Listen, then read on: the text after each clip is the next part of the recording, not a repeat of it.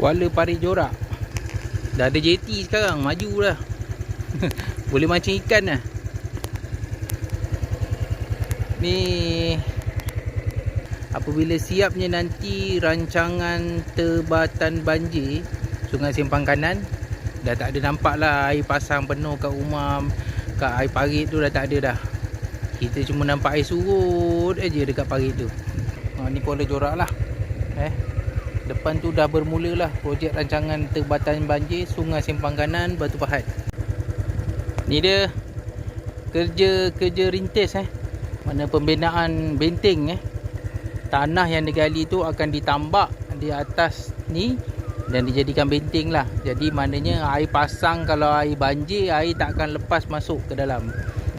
Ya, di sebelah sana adalah kawasan Parit Kangkung. Air-air yang bertakung ni merupakan detik-detik akhir lah. Lepas ni memang tak akan jumpa air bertakung lagi dah.